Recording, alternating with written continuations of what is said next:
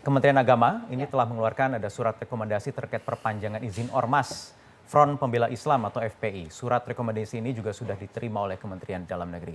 Ini kemarin ditegaskan oleh Sekjen Kementerian Agama M. Nurholis Setiawan yang mengatakan seluruh persyaratan permohonan rekomendasi Ormas seperti yang sudah diatur dalam Peraturan Menteri Nomor 14 Tahun 2019 ini sudah dipenuhi, sudah lengkap dipenuhi oleh FPI. Namun menurut Nurholis, rekomendasi ini bisa saja dicabut, Bang, teman-teman, jika FPI melakukan pelanggaran hukum. Jadi ada tapinya begitu ya, ada syaratnya. Sebelumnya hari Rabu kemarin Menko Polhukam juga menggelar rapat dengan Menteri Agama dan juga Mendagri. Dan hasilnya itu salah satunya membahas perpanjangan izin atau SKT dari FPI. Ini yang kemudian menuai polemik bahkan ya, kalau dia melanggar hukum itu indikasi melanggar hukum. Organisasi apapun kan mestinya ditindak. Surat keterangan terdaftar FPI sesudah kita diskusikan bersama-sama, kesimpulannya begini, setiap warga negara itu punya hak untuk berkumpul dan berserikat. Dan FPI itu punya hak untuk berkumpul, berserikat, menyatakan pendapat, bersatu untuk menggalang kesamaan aspirasi. FPI itu telah membuat pernyataan setia kepada Pancasila, Negara Kesatuan Republik Indonesia, dan tidak akan melanggar hukum lagi ke depan. Tapi tentu saja kami akan coba dalami lebih jauh sesuai pernyataannya itu, pernyataan dibuat dengan materai. Dan itu akan kami dalami lagi dalam waktu dekat sebagaimana disampaikan oleh Bapak Menko tadi. Itu, terima kasih. Iya, ini yang kemudian direspon oleh publik, salah satunya lewat media sosial dengan tagar Jokowi takut FPI, Bang. Yang sepanjang hari ini, tapi malam hari ini sudah mulai menurun, itu menjadi trending topik.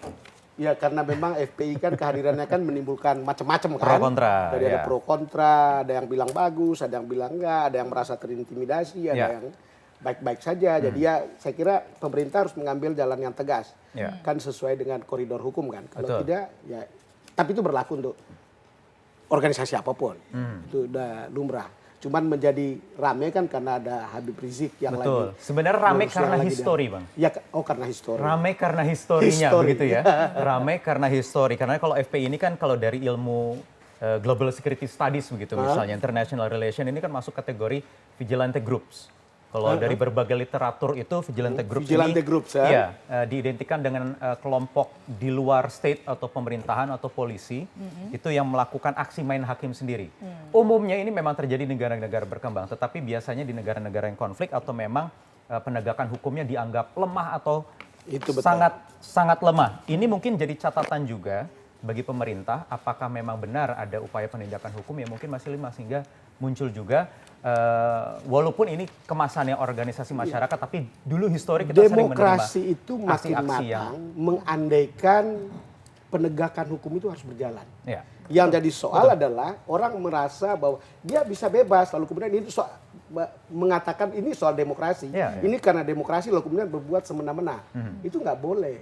Ya, di negara-negara yang beradab itu nggak akan kita temukan seperti itu. Kamu pernah tinggal di Inggris, nggak mungkin suka-suka juga. Saya di kampus dulu membicarakan FPI, Bang. Oh ya? Ya, ada catatan begini, kekhawatirannya karena waktu itu sedang ramai soal Duterte yang memberikan senjata, memberikan legalitas bagi masyarakat sipil untuk membunuh mafia-mafia narkoba dulu karena target pemberantasan narkoba itu menjadi vigilante group juga. Tetapi tesis saya saat itu adalah menyebut itu vigilante by the state. Karena dilegitimasi oleh pemerintah untuk melakukan aksi kekerasan. Karena memang hukum saat itu sudah dianggap lumpuh. Yang saya simpulkan adalah FPI, jangan sampai Indonesia seperti itu, artinya dilegalkan begitu, Bang. Karena memang tidak ada upaya penegakan hukum yang kuat. Sebenarnya kita masih relatif jauh lebih aman ketimbang negara-negara termasuk negara tetangga kita. Tapi kalau kita melihat dari prosesnya sendiri, ini kalau kita bicara fokus pada perpanjangan SKT yang sebenarnya sudah habis per tanggal 20 Juni 2019 lalu dan terakhir pada 8 Juli mantan Mendagri yang terdahulu, mantan Mendagri Cahyokumolo mengatakan bahwa perpanjangan itu tidak diberikan karena tidak adanya rekomendasi dari Kemenak. Bahwa kemudian sekarang rekomendasi sudah dikeluarkan dari Kemenak juga mengatakan bahwa ini ada sebuah langkah maju karena kemudian ada juga pernyataan setia terhadap NKRI. Saya kira itu kan ada catatan Pancasila dan bisa saja dicabut ketika tidak setia. Itu sesuatu yang baru. Itu sesuatu yang itu sebabnya misalnya kenapa FPI itu bisa dibedakan dari HTI. Kan kira-kira begitu. Satunya khilafah, satunya justru sekarang menyatakan setia pada itu yang menjadi catatan NKRI dan Pancasila. Tapi tetap ada pengawasan kan? Tetap ada pengawasan dan tadi ada catatan ketika banyak juga melanggar bisa organisasi saja yang dicabut mengatakan begitu, tapi sewaktu-waktu. tetap aja harus Bisa Tapi dicabut sewaktu-waktu. kemudian sebenarnya penerbitan SKT-nya sendiri kewenangannya ada di Mendagri. Iya. Jadi rekomendasi diberikan oleh Kemenak, kemudian untuk SKT-nya sendiri kewenangannya Ormas, ada ya di kan? Mendagri. Betul. Mendagri Jadi sendiri kita tunggu sebetulnya saja seperti ada apa kemudian perkembangannya. wacana untuk membentuk ormas sesuai grade-nya ya, yang kemudian bisa diajak berkolaborasi, dibina ataupun diluruskan. Sepertinya memang akhir-akhir ini urusan nasionalisme, loyalitas terhadap NKRI dan ideologi negara menjadi perbincangan. Tapi menarik karena Mendagri yang sekarang paham betul urusan-urusan yang itu ya. begini karena kita dulu berharap berurusan dengan teroris, kemudian gerakan radikal dan lain-lain. Ya, nasionalisme lagi ramai sampai kemarin ada yang salah. Saya ditafsirkan beragam.